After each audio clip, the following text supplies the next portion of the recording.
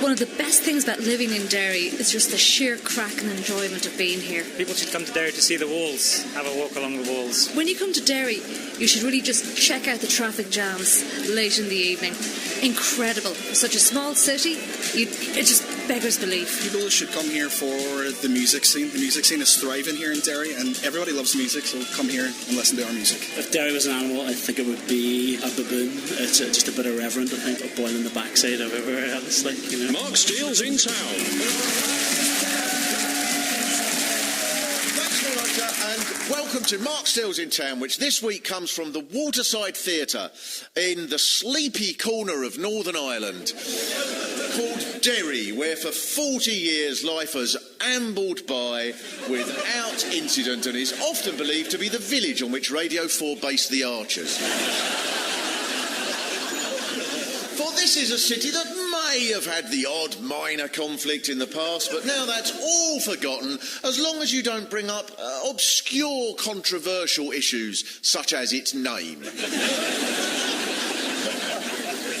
That's why whatever's gone on in the past, addressing a mixed Protestant Catholic audience, which I presume we have here, it presents no problems until you say something inflammatory, such as "Good evening, Derry." "Hello, Londonderry." Because then, of course, half of you will be going Fenian and the other half Brad.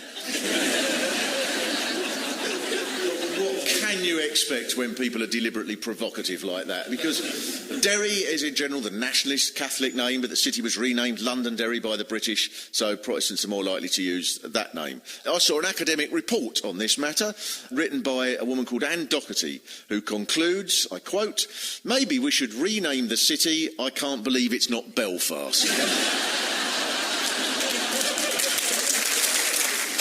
Now, for the time of the City of Culture, which as we're here, Derry is, the official solution has been to call it Derry Londonderry.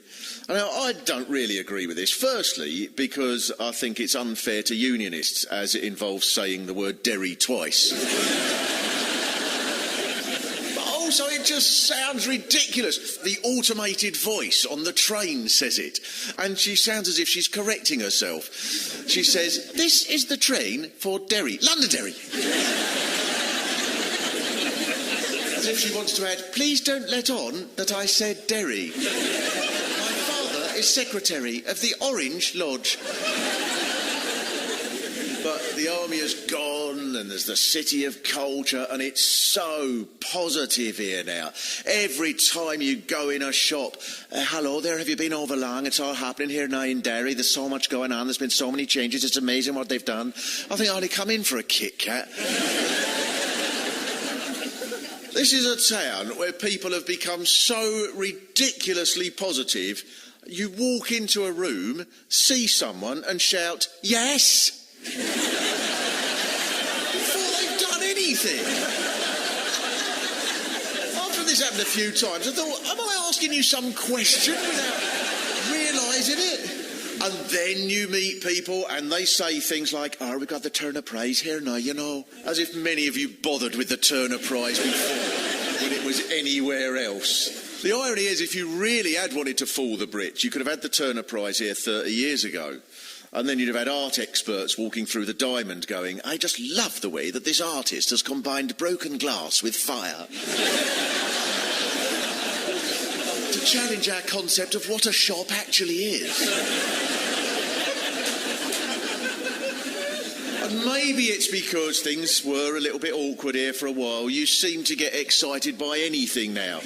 You never guess what we've got? We've got a bridge. New bridge, how about that? And it's so new it can run backwards and forwards across it all day and it won't wear out. That makes 3 bridges we've got all together now. I bet you've not got that many in London. So I should inform you, London does indeed have quite a lot of bridges, including, of course, the famous London Bridge, or as half of you call it, Bridge. It is a beautiful bridge, I will give you that. It's not industrial like some old 19th century straight clunky bridge. It's all pretty and curly. And are you all fans of the bridge here? Yeah. And brilliant. It's called the Peace Bridge because it symbolises peace in the way that it connects one side of the river to the other, as opposed to most bridges over rivers. Stop halfway and you have to jump and swim. It is quite a transformation. If you visited here a few years ago when there were some checkpoints and soldiers patrolling the city walls and half the waterside was a barracks, now the barracks is where the Turner Prize is held, and the Bogside has tourists arriving in coaches, and the place is full of coffee shops and cafes. I bet the old headquarters of the Bogside unit of the IRA is now a Thai brasserie. Maybe still run by the Provos as a themed restaurant. It's a wonderful ambience. The waiters wear balaclavas. If you order a hot curry, they ring you up with a 5-minute warning. The chili's going to start burning in 5 minutes. I had the most enthusiastic cabbie that I've ever met while I was here. We set off from the waterside, and as soon as we got going, he was going, and it shouldn't take too long, there's not too much traffic for a city that had the world's first mechanised shirt factory. The world's first ever department store, and it's the city where the fellow who wrote Amazing Grace lived. Do you know where the word catwalk comes from? I said, I'll take a guess, Canterbury. No, Derry. I thought he was going to go, and the first ever camel was from Derry. You know the Mexico Olympics, they were in Derry. Muhammad Ali, he was a Derry man, did you know that? I honestly don't want to be critical. There's always been the potential here for a great sense of unity across the city, most obviously around the issue of complaints that everything in Northern Ireland gets awarded to Belfast. And now with the City of Culture, you've got one over on them. Of course, Belfast had its chance. They had a great big development thing, and they decided to name it the Titanic Quarter, as the Titanic was built in the shipyards there, which seems a funny thing to boast about, isn't it? Hey, you know that ship that sunk and everybody drowned? We built that. Something else I've noticed about Belfast is the Europa Hotel, big posh hotel in the centre. And that actually unifies people in Belfast. You can mention the Europa Hotel to Catholics or Protestants and almost guaranteed the first thing they'll say is, that's the most bombed hotel in Europe. Really proud, as if other hotels were trying to compete. There's some bed and breakfast in Yugoslavia. We tried, but credit to the Europa. Government over here. Hey, there's a place in Srebrenica catching up. Here, give the professionals a few more pains. As is true, I was doing a show in Reading in England a little while ago, and there was a woman from Belfast in the audience, and I mentioned about the Europa Hotel, and Belfast people saying it's the most bombed hotel in Europe, and the woman from Belfast went, the world?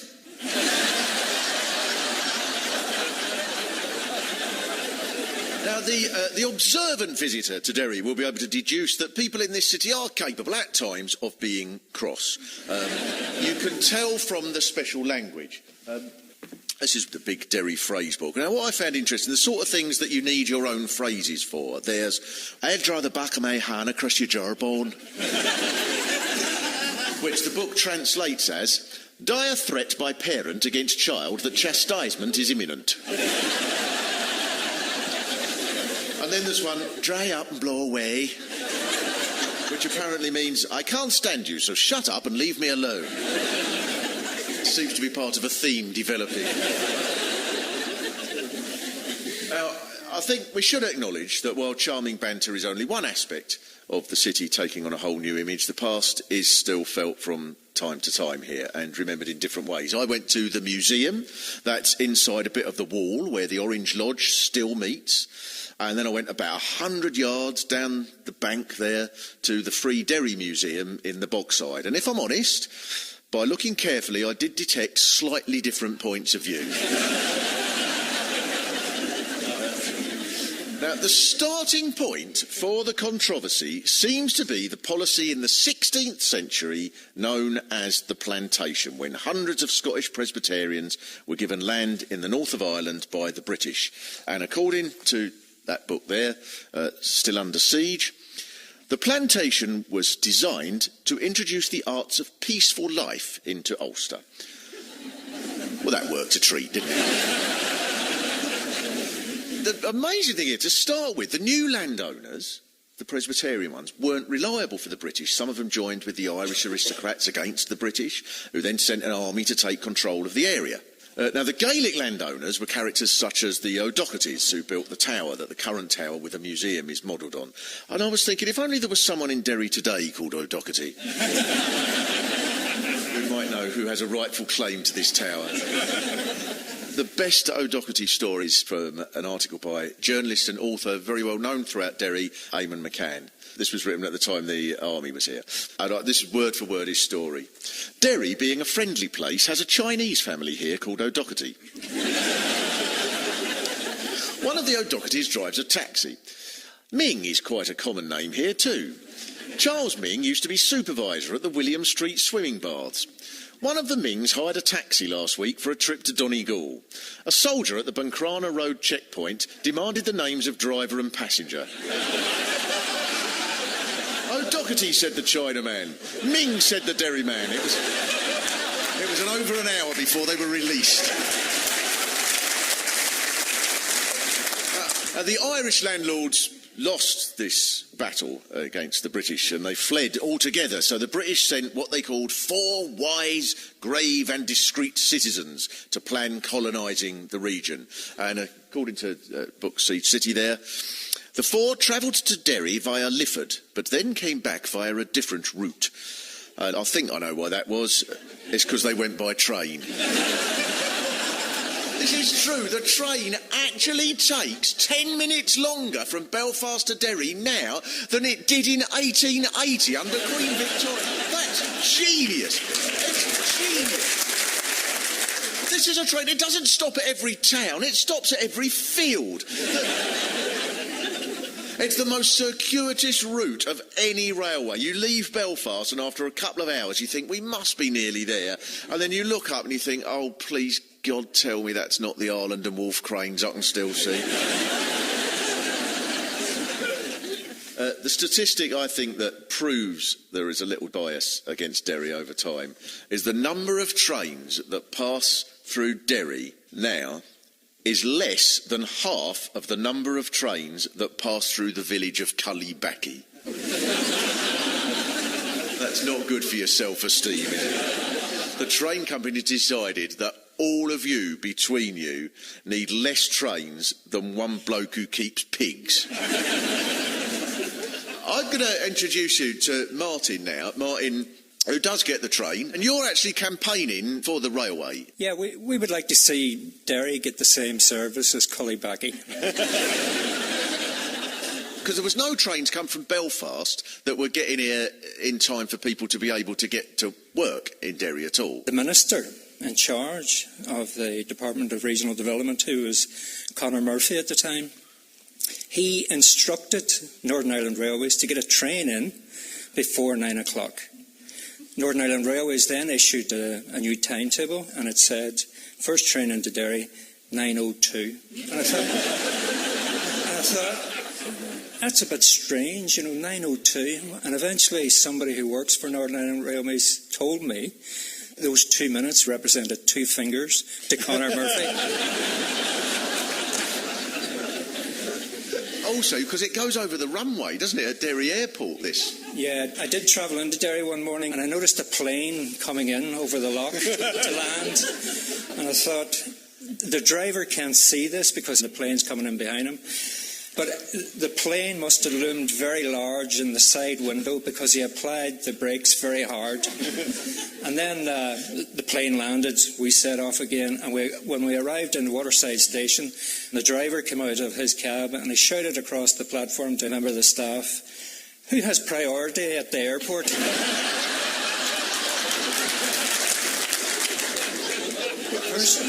Magnificent and terrifying. Thanks very much to mine. Cheers. The 4 wise men gave their report and the English decided to build 2 new colonial towns, one in Coleraine and one in Derry. And the town here was modelled on the French town, Vitry-le-François. If you go to Vitry-le-François, I wonder if you hear people saying, "I'll draw the back of my hand against your shop." High up and below it. Now, this was when, because the money to build the city came from the City of London, it was renamed Londonderry. Maybe the most important part of the new city was the city walls. Now, the only complete walls of a city anywhere in Britain. People in Derry keep telling me, if indeed we are in Britain. And if indeed the walls are complete, because to me it looks as if there's a hole in them by the Millennium Forum with a road that goes through. Then in 1689 there was the critical moment, a siege. King James replaced lots of the Protestants who were in high positions in the Irish army with Catholics. So the Protestants who'd come over and their descendants feared that they were about to be attacked. And they went to Derry, where they sought refuge inside the city walls. It was also complicated because King James was on the point of being kicked out as king. William of Orange had come over from Holland to take the British crown because he was more willing to let the landowners share a little bit in the power of the monarchy. So these conflicts are all to do with land and property, not religion. Now, the Protestant troops weren't stood opposite James's soldiers going, "Transubstantiation, my heart!" James wanted to capture the north of Ireland. That was his plan, and then set off to get his throne back. So Derry became crucial in the whole business of who ruled Britain and Ireland. James's troops approached the city walls, but 13 apprentice boys famously shut the gates, and the siege began, with the people inside declaring no surrender. And in a heartwarming gesture, this act is now commemorated every August with a gentle glass of sherry shared between all communities, with a piece of cake and everybody happily skipping together in a circle.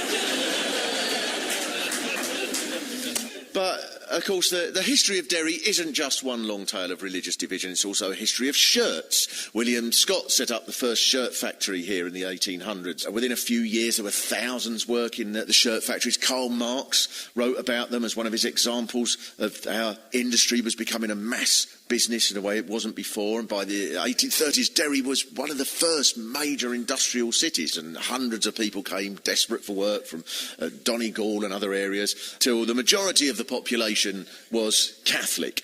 And so once most men were given the vote, people here were very keen to make sure that there was a Catholic MP for them to elect, which is why, according to a book there, The Making of a Minority, Derry was notable for very high polls. In 1910, it recorded a turnout of 101%. Now, because a majority in Derry were Catholic, I think most people assumed at the time the country was partitioned that Derry would be part of the independent south, but instead you were squeezed into the north. But another example of the peculiarity of partition is what happened to Corken Island and Island Moor. They're a few miles downriver in the middle of the River Foyle with a base for catching salmon. One side of the river is Donegal and the other side is County Derry in the north. So the Boundary Commission in the 20s couldn't work out which country these islands should be in. So they floated a barrel down from Lifford Bridge, and whichever side it washed up on would determine the nationality of the islands. The barrel held its course in midstream for ages before curious onlookers, until drifting to the Donegal side, and thus the islands are now part of the Republic of Ireland. That is so brilliantly Irish. And given this was Ireland, there'll have been at least a dozen blokes on the bank going, "I'll give you evens for Derry and 11 to 10 on Donegal." Not only that, but although the islands are uninhabited, they get 12 times as many trains as pass through Derry. Now, the Catholic Church wasn't without influence here. The school for Derry Catholics is St Colum's, and presumably some people here went there? Yeah? They're not very enthusiastic. Everyone tells me the school is famous because it's the only non-fee-paying school anywhere in the world to produce 2 Nobel Prize winners, John Hume with the Prize for Peace and Seamus Heaney, the poet. Now, many of Seamus Heaney's best and most moving poems were about growing up in Derry. You can see that because it's a fine subject for poetry. For example, what about this? In Belfast, I got merry on some cocktails that were tacky. Tried to catch a train to Derry, now I'm stuck in Cullybacky. That wasn't Seamus Heaney, I wrote that. Not even bloody shortlisted for a Nobel Prize. Now, I think it's fair to say that the government of the new country that Derry was part of, Northern Ireland, it wasn't always entirely impartial. To start with, there was the way that the boundaries were rejigged. In the 1930s, 9,700 Catholics in Derry voted for 8 councillors, 7,400 Protestant voters elected 12 councillors. It's like the elections were organised by Sepp Blatter, Robert Mugabe and the Eurovision Song Contest. As well as that, you only got a vote if you were a property holder. So the Unionist Council wasn't always keen to provide housing for Catholics. One book I've got says, a local joke explained that the skeleton on the city's coat of arms was a Catholic waiting for a house. So in the 1960s, inspired by the civil rights movement in America, a campaign was set up to force the council to house families without homes. So, at the risk of being controversial, I don't think everybody here supported the idea of civil rights for Catholics. Protests became bigger, the marchers ended up in fights with the police that went on for days, and I know how passionate people are about this period, because I was doing a show here once, a few years ago, and out of nowhere someone shouted, "Where are ye in the Battle of the Bogside?" And I had to say, I'll be honest with you, I chickened out. I could offer the excuse that I was 8 and in Kent. But that's the sort of slippery nonsense you expect from a Brit. The trouble is, of course, it did get a lot more violent than that, as history tends to, by coincidence quite often just after the British arrived to keep the peace. And then on a march against internment in 1972, the army shot 14 people dead. Now, there was an inquiry straight away. You couldn't fault it for being not quick enough. It concluded that the Paras only opened fire after they'd been fired at, and the Paras had been hiding behind a vehicle. Now, despite this gunfire aimed directly at it, the vehicle, nor anyone or anything, had a scratch on it, or them at all. So many people, Catholic and Protestant, suggested that this report wasn't entirely truthful. I mean, on the other hand, if you have to see both sides, it is perfectly possible that what happened to the bullets fired by the marchers is that they went through a hole in a space-time vortex, like the sort you get in Doctor Who. So who are we to judge? After the shootings, lots of young men on the Foyle side of the river joined the IRA, and amongst other activities, they blew things up. So you got incidents like this one, mentioned by Dr. Ray McLean, who says, "I went out to buy a pair of sports shoes, passing the shop on the way into town. I decided to get the shoes on the way back, rather than buy them and then carry them around. But while in Galley's bookshop, I heard an explosion. On the way back, I saw the sports shop had gone. General advice was, if you really want to get something uptown, be sure to shop early." It was also suggested, apparently, there was a piece of graffiti on the Bogside at one point that went, "Shop now while shops last." Now, even throughout these times, of course, there was a lot more going on in Derry than fighting. Most importantly, there was the undertones, who everyone in the city claims to know, and who played in a club called the Casbah, wasn't it? That was covered in concrete for protection, and whose magnificent song "My Perfect Cousin" rhymes cousin with doesn't, which can only happen in Derry.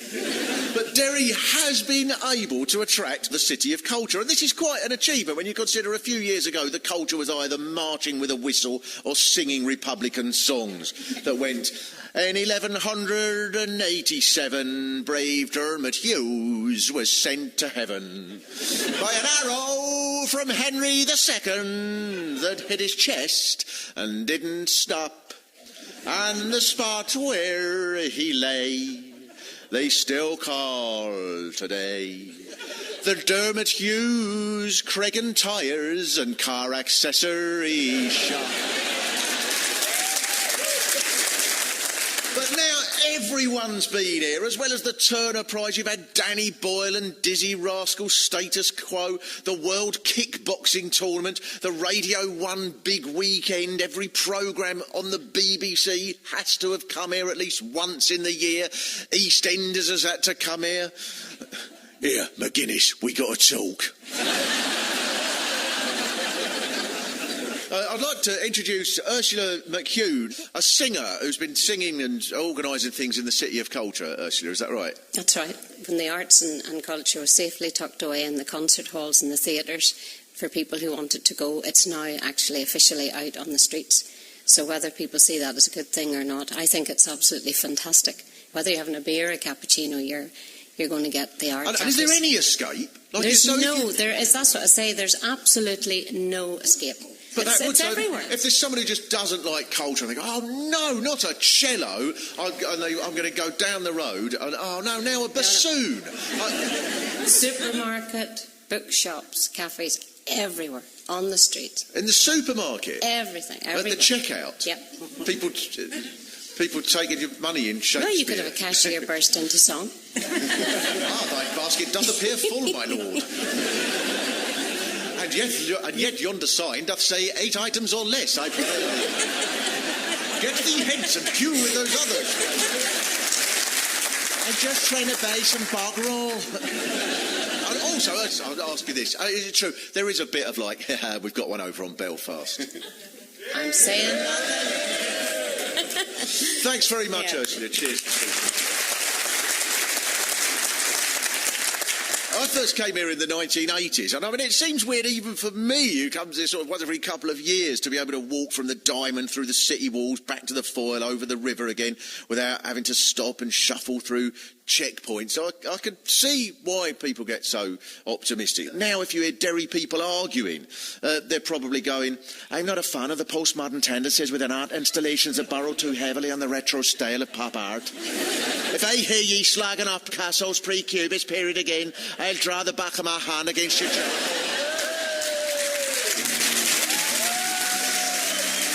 Mark Steele's In Town was written and performed by Mark Steele with additional material by Pete Sinclair. The producer was Ed Morrish.